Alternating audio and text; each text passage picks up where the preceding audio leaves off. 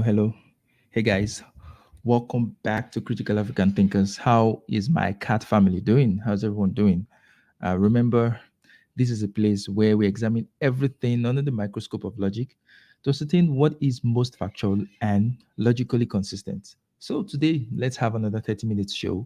Let's have another interesting conversation. And today's conversation is going to be centered around the interview that happened between Vivek Ramaswamy and Ann Coulter, right? So I'm titling this stream, Vivek gets a reality check from Ann Coulter, not WASP enough.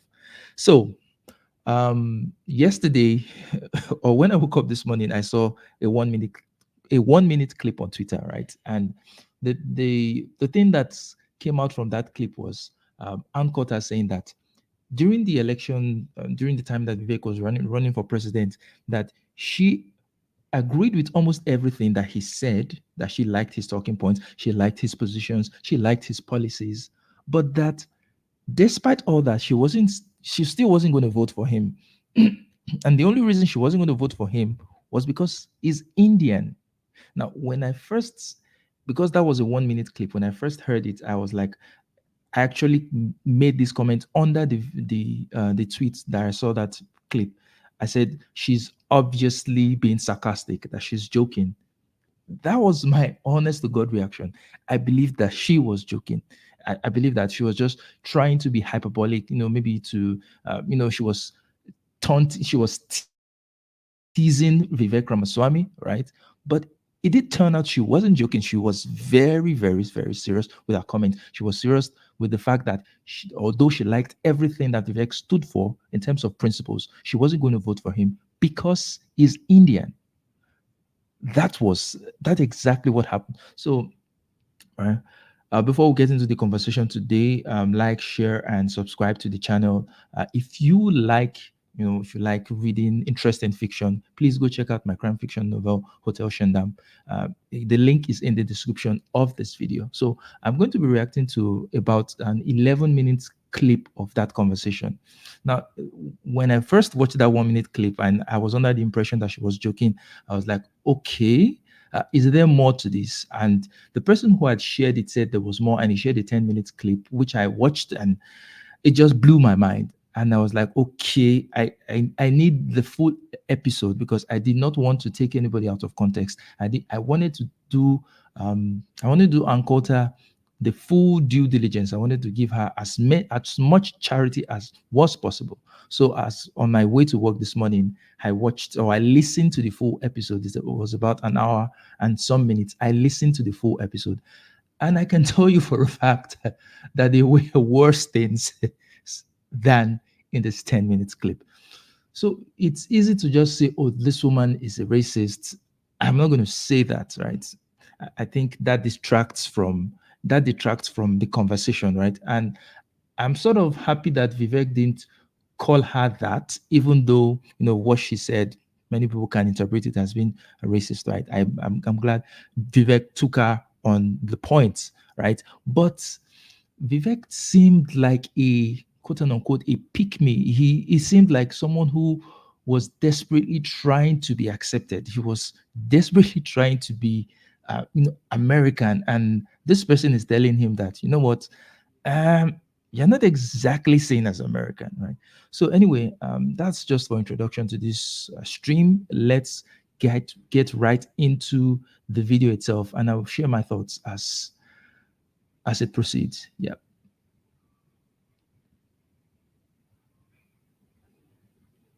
And that's who I brought on today, somebody who I think has some thoughtful perspectives on the future direction of our country, of our conservative movement, and on this question of nationalism and national identity, somebody I've been fascinated by for a long time and have interacted with on social media, but for the first time we're having at least live form conversation in the offline sense of it. It's Ann Coulter. So Ann, thanks for coming on, and I'm looking forward to our conversation today. Me too. Thanks for having me. That was a fantastic opening monologue. I too am a fan of yours. I'm going to make a point of disagreeing with you so that it will be fun. Yeah. You are so bright and articulate, and I guess I can call you articulate since you're not an American black. Can't say that about them. That's derogatory. And that was a great. So, this snide remark that she just made about African Americans, right? The reason why people, even if this might not be everybody that says, you're so bright might not have any untoward, they might not have anything negative behind what they're saying. They might just be giving a genuine compliment. But the reason why it might come off as offensive is because there is somewhat of an unspoken part of a surprise that someone like this is. It's like you're almost surprised that a brown person is intelligent or is bright, almost surprised that a black person is intelligent or is bright, which just goes to show that you think these people are not that smart. And when you find someone who is, in your opinion, smart in that group, you're surprised and you're just forced to pay them that compliment to say, oh, you're so articulate, with the unspoken part being despite being such and such. Despite being such and such, you're so articulate, you're so bright. Oh, for your race, you're so bright. For your gender, you're so bright. That's why people take offense at that, right? I'm not going to take offense at it, right? But I can understand where those who take offense at it, I can understand where they are coming from. Because if you've had a history of people displaying that kind of behavior before, if you have, human beings are, we're not devoid of you know of our experiences. If you've had experiences, if your parents have had experiences of such things, such statements being made to them, then I can see how you can interpret that, how you can interpret things into that kind of statement, even though it might be benign in many of the situations. Great opening segment. Lots of things to talk about there. Oh, and I agreed with many, many things you said during, in fact, probably more than most other candidates when you were running for president. But I still would not have voted for you because you're an Indian. We'll get back to that. Oh, and I agreed with many, many things you said during, in fact, probably more than most other candidates when you were running for president. But I still would not have voted for you because you're an Indian. There is. So that was the first part of the conversation I saw.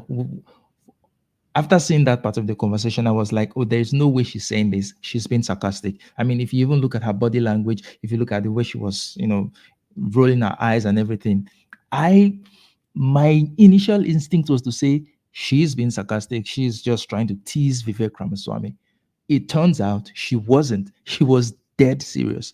She was dead serious about the fact that she wasn't going to vote for Vivek Ramaswamy, despite agreeing with almost everything he said, because he's Indian, because of his ethnicity, not because of any other thing. And she tried to justify it within this 1 hour conversation. She tried to justify it with the fact that, almost every American president, has to be a WASP, white, Anglo-Saxon, and Protestant, right?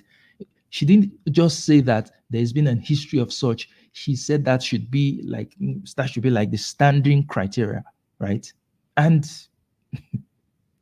is a core national identity that is the identity of the WASP. And that doesn't mean we can't take anyone else in, a Sri Lankan or a Japanese or an Indian. But the core around which the nation's values are formed is the WASP. We've never had a president who didn't have at least partial English ancestry. Never. Mm-hmm. No, so I've got to ask the Americans in the audience, is that a true statement? Is there any president in the US who's never had a partial English ancestry? I'm not saying partial European ancestry. I know Obama had partial European ancestry, so probably his mother was of English descent. But has there never been an American president that was of Irish ancestry, that was pure Irish ancestry, or pure German ancestry, or pure whatever other European there is, right? But even if American culture is built around the white Anglo-Saxon or Protestant culture itself, culture is not genetic. Literally anybody can adopt the so-called WASP culture that she's talking about. Vivek Ramaswamy seems to be a very good example of someone who has taken it upon himself and is in for a very rude shock. He's taken upon himself to adopt those values, those cultures, those principles that Ann Coulter holds so dearly. But it doesn't matter that he holds those values. It doesn't matter because of his ethnicity. So what's at play here? And she's going to go on later on to make a suggestion that there is something about English blood that just lends itself to civilization, right? There's something about the WASP blood that just lends itself to, good Lord. Well, I think that that's an interesting tour through that historical lane, but I want to pick on one point you said, which is citizenship, right? Let's talk about what does it mean to be a citizen of a nation. And it's interesting, if a lot of people trip up on this, they'll say, well, it means what you get, right? Do I get to vote or do I get some other claim? And that doesn't really work. Actually, if you look through most of American history, for example, women were citizens long before women could vote, right? And so it's not about what you get. In my book, and I think that this is true with the American conception of citizenship, I think it's true of the Roman conception of citizenship, is it's about your loyalty, actually. Yes. To whom do you actually pledge loyalty? And so I think you and I share that in common, actually. I don't know, I've never asked you this, Ann, but I assume from seeing the things you said, tell me if I'm right about this, you're probably against the existence of dual citizenship as a concept. So let me just say at this point that I feel very, very sorry for Vivek, right? I feel genuinely sorry for him because his idea of nationalism is so divorced from what Ann's conception of nationalism is. It's just like the point that Candace Owens was making about, Hitler's nationalism. There's nothing bad with nationalism. That if Hitler just wanted to make Germany great again, it was his ambitions outside Germany that made his nationalism bad. And I'm like, what? No, it was his nationalism that made him bad. It was his nationalism that drove him to want to murder Jews, or that drove him to murder Jews and other ethnic minorities. Nationalism is almost always exclusionary. It's not talking about a country that is multi-ethnic or multicultural. Nationalism is saying, oh, in this country, there's one dominant ethnic group, and that ethnic group should have all the rights, or should be at the top of the pecking order. That's what nationalism is about. So Vivek is thinking, oh, nationalism means patriotism to my country. And Anne is like, nah, nationalism means you have to be white, Anglo-Saxon, Protestant. And that's why I feel so sorry for Vivek, because he is out here saying, oh, we should be nationalist. Oh, we should. But the true white supremacists, and they don't think they don't think your patriotism means anything to nationalism. They think nationalism means you have to be white. And in the case of Ann Coulter, you have to be white, you have to be Anglo-Saxon, and you have to be Protestant. That's what nationalism is for them. Nothing more, nothing less. So I just feel so sorry for Vivek. Is that fair to say? Yes. Yes. You and I share that in common. Outrageous. It's incoherent. It's not just outrageous. It's incoherent. It's oxymoronic. How could you possibly have a loyalty to two different nations where the essence of citizenship is which nation to whom you had your undivided loyalty? That's what the essence of citizenship is all about. So you and I agree on so much there. But where I wouldn't say lose you, but I may fail to fully understand you, is on that axis of citizenship, what does ethnicity have to do with the matter?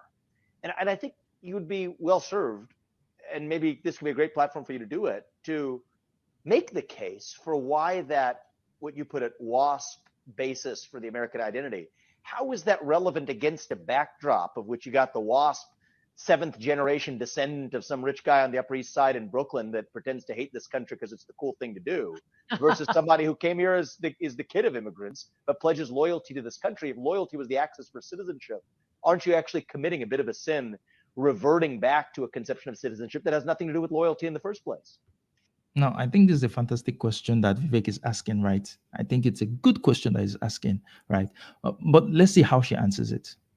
Well, I will say many of those seventh generations WASP I definitely hate. I know we have a lot of really, really bad ones, but now she hates them She hates what she's saying, that oh, there are 7th generation wasps that she hates, but she's never in her imagination is going to say that because she hates them they cannot be president. She's not going to say that. She's not going to say that any white Anglo-Saxon person that she hates who is a Democrat cannot be president because she hates them. That's the distinction here. That's the difference here. So she loves Vivek, but Vivek cannot be president because he's not WASP. Like I said, anyone can adopt this. I guess what I just said. If any of your children marry a DAR, I would definitely. For my American audience, please, what's a DAR? I'm genuinely at a loss. What is DAR? What does DAR mean? Just let me know. When she says if Vivek's children marry a DAR, then she's going to vote for his children. I don't know. What if they marry an Indian? They marry Indians. They keep marrying Indians. I guess she's not going to vote for them if they keep marrying Indians. Why? Vote for them for president. It's not so much. It's more. President is different. You have to be natural born, as you know, which, by the way, Ted Cruz is not.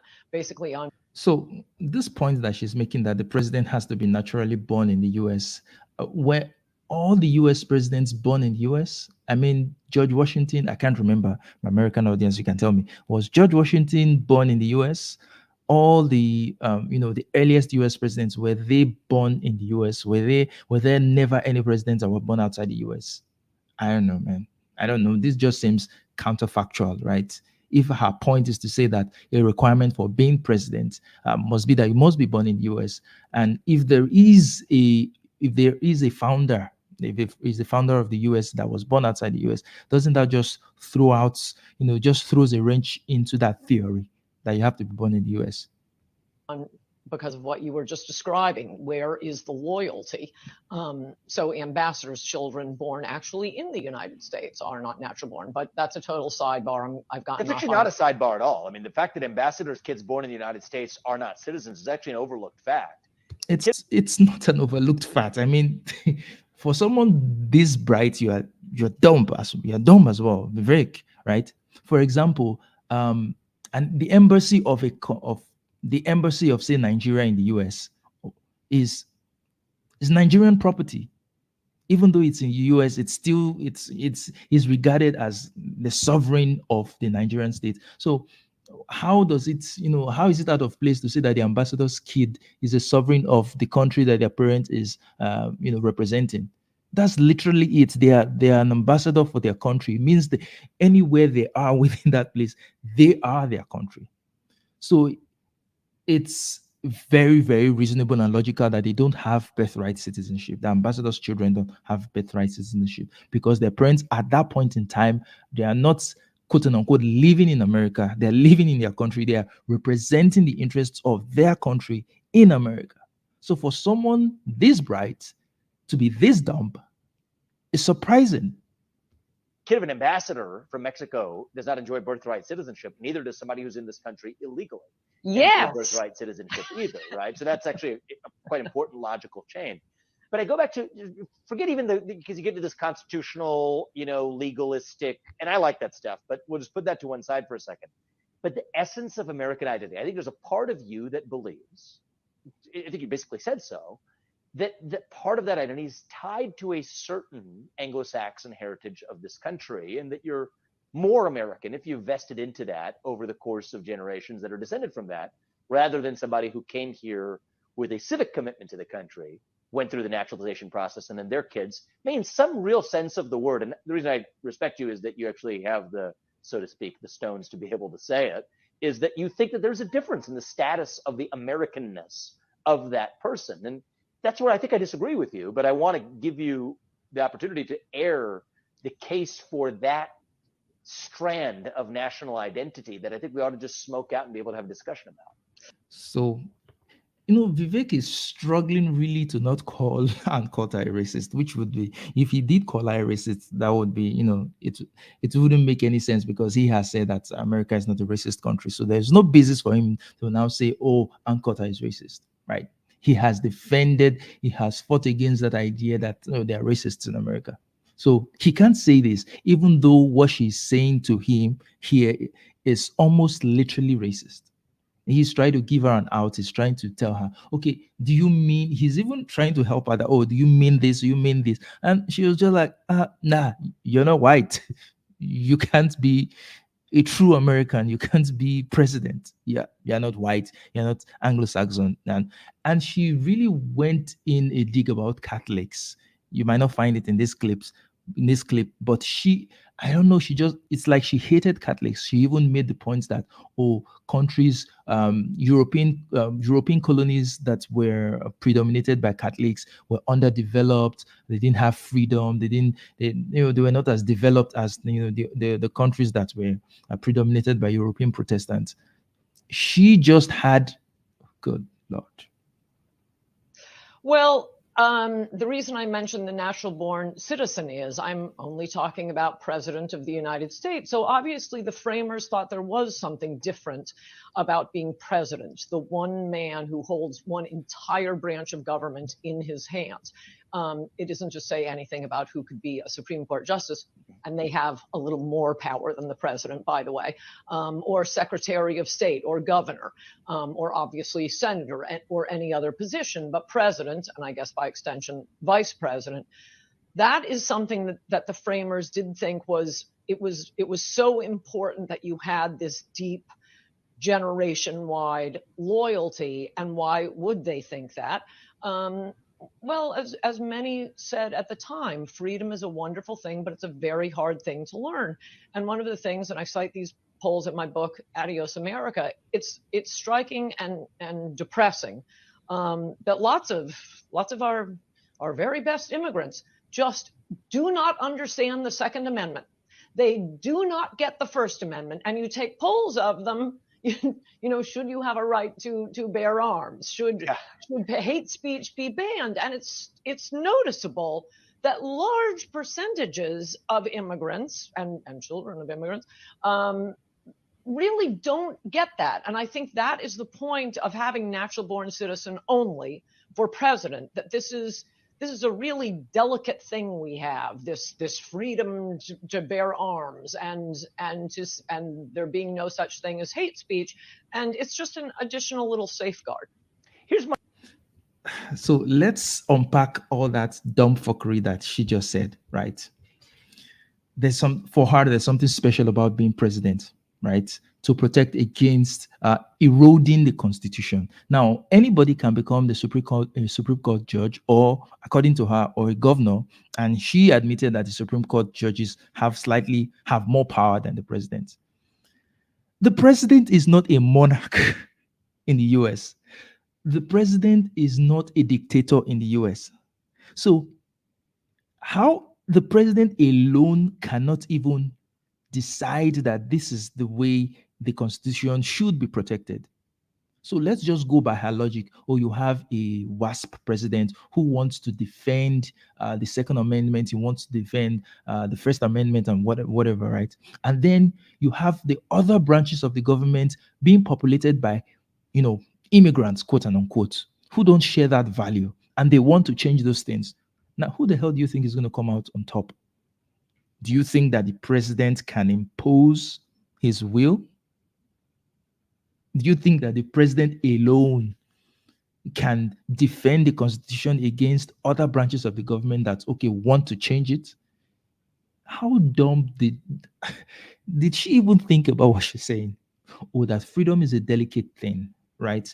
And, that's why, because immigrants who can be Supreme Court judges, the children of immigrants who can be Supreme Court judges, right? Because they don't understand the Second Amendment, they don't understand, the free speech and all that, which by her admission, if they don't understand those things, they can change it when they're Supreme Court justices, right? But they can't be president because somehow the president is the last bastion against corrupting the US. Is the last bastion against changing the US Constitution. Is the last bastion. The buck stops with him. But if there's anything that people understand about how democracy works in the US, and like she has admitted, the president is not even the most powerful person in terms of how laws and all those things work, right? So what the hell was she on about the president being special? If the president is WASP and he wants the country to go a certain way, and the judiciary and the House of Representatives and Congress wants it to go another way, who do you think is going to win? The president, one man? Good Lord. My question for you on that is, because the left is actually very good at using what I call proxy logic. I reject proxy logic, but the left is actually very good at this. They'll say we need diversity in a corporate institution.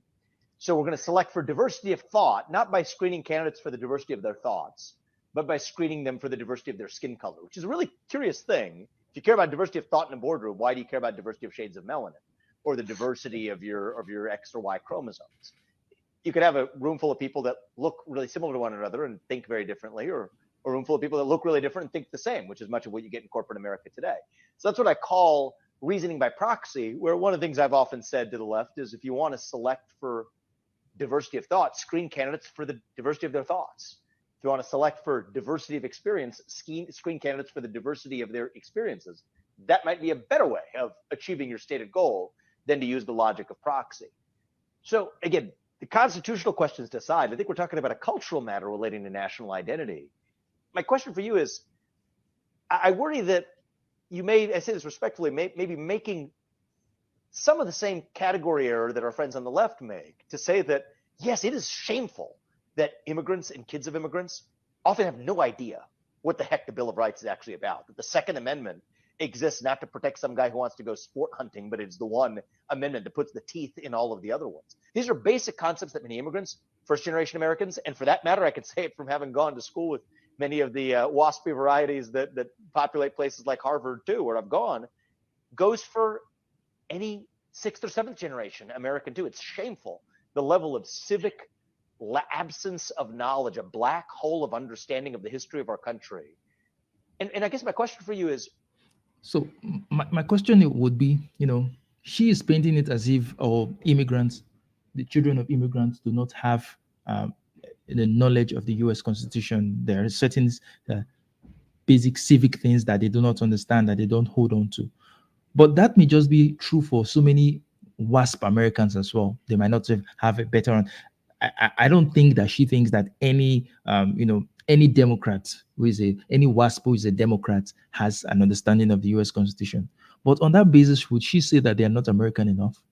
So her metric isn't really civics. Her metric isn't really that they don't understand civics. Her metric is their ethnicity. Her metric is that the fact that they are not white, they're not Anglo-Saxon, and they're not Protestant. That is a metric for what it means to be an American. And Vivek is trying really hard to get her to come to his side to say, oh, you know what? Oh, we agree on this. We agree on this.